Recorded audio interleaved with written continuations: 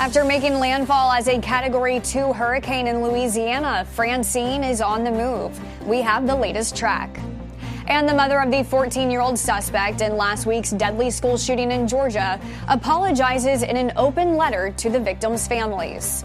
The Morning Rundown starts now. From the Straight Arrow News Studio, bringing the stories that matter to you from across the United States and around the world. This is the Morning Rundown. Today is Thursday, September 12th. Thank you for joining us. I'm Kara Rucker.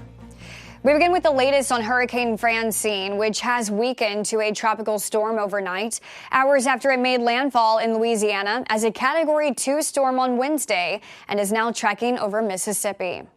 Power outages have left more than 350,000 Louisiana residents in the dark as they hunkered down from the storm. Flash flood warnings are still in effect in parts of the state. And this morning, the storm is also battering parts of Mississippi with 70-mile-per-hour winds. In Louisiana's Terrebonne Parish, the powerful storm brought down power lines, snapped trees, and floodwaters. Partial 911 outages were also reported in areas impacted by the storm. Wireless companies say they are working on the issue. High winds and a potentially dangerous storm surge from a now weakened Francine are expected to also continue into Mississippi and Alabama over the next few hours, with the potential for deadly tornadoes and flash flooding as well. According to the National Weather Service, Francine is expected to continue to weaken over the next 24 hours, downgrading to a tropical cyclone by Friday as it moves across the south. It's been 1 week since a school shooting in Georgia that left 2 students and 2 teachers dead. The 14-year-old suspect's mother has now come forward, writing an open letter that was first obtained by CNN, apologizing to the victims' families. This comes just as we also learned this week the mother made a phone call to the school the morning of the shooting, just moments prior to the gunfire. Marcy Gray is the mother of the 14-year-old Colt Gray, who has been arrested and charged with murder in the Appalachia High School shooting. The mother writing an open letter saying she is sorry from the bottom of my heart to the parents and families impacted. She also says if she could take the place of the 2 students who died, she would without a second thought. While offering her condolences, she also wrote that her son Colt is not a monster, but her oldest baby, and asked the community for prayers while offering her own.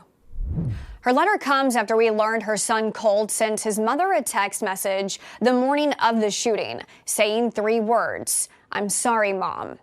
Marcy Gray says she called the school to warn of an extreme emergency at 9:50 a.m. last Wednesday, asking school officials to go get her son.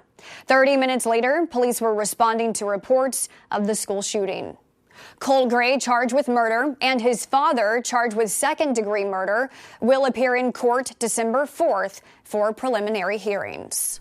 President Joe Biden, Vice President Kamala Harris, and former President Donald Trump all marked 23 years since 9/11 together.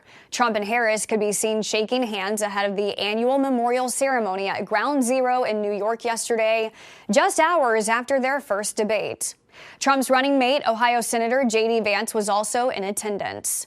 After the Ground Zero ceremony, the candidates went their separate ways, with Trump and Vance visiting a New York City firehouse and Biden and Harris heading to the Flight 93 National Memorial in Shanksville, Pennsylvania. Trump also visited that memorial later in the day. Harris's running mate, Minnesota Governor Tim Walz, marked the somber anniversary at a 9/11 volunteer event in his home state. As Election Day nears, the Secret Service has announced there will be increased security during Congress's counting and certification of electoral votes, the first since the riots at the U.S. Capitol in 2021. The Department of Homeland Security has designated the once routine post-election gathering as a national special security event, on par with the State of the Union address and the Super Bowl. The designation unlocks federal, state, and local resources. The Secret Service will be leading the planning of the event.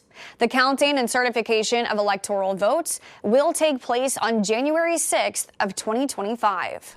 More than 67 million Americans tuned in for the first debate between former President Donald Trump and Vice President Kamala Harris. That's more eyes on Trump and Harris compared to the 51 million that watched the debate between Trump and President Joe Biden in June. However, it's still far fewer people compared to modern general election debates like the one in 2016 between Hillary Clinton and Trump that drew in 84 million viewers. Tuesday's debate marked the first time Americans got to see Harris and Trump go head-to-head. If there will be a second debate between the two is still up in the air. Finally, this morning, Campbell's soup has been a staple in American kitchens for more than 100 years, but not anymore. After 155 years in business, the company is changing its name slightly. They're dropping soup from their official title and rebranding as the Campbell's Company. That's because instead of just soup, the company now owns other iconic American eats like Goldfish, Cape Cod, and Pepperidge Farms. These are your top stories for this Thursday. And before we go, I want to share some big news. Some changes are coming to the Morning Rundown. Starting this coming Monday, September 16th, the Morning Rundown is getting a new name, Unbiased Updates. There will also be a new face behind the desk. Craig Negrelli, an experienced journalist, will be taking over in the morning to host Unbiased Updates. Every Monday through Friday, you can still expect the same consistent, fact-focused information you've come to expect from us. And as for me, I'll still be here bringing you important stories throughout the week, continuing the mission just on a new schedule. There's more exciting things to come here at SAN, so please stay tuned. We're excited for this new chapter, and we hope you'll stay with us on the journey. I'm Kara Rucker. I hope you have a great day.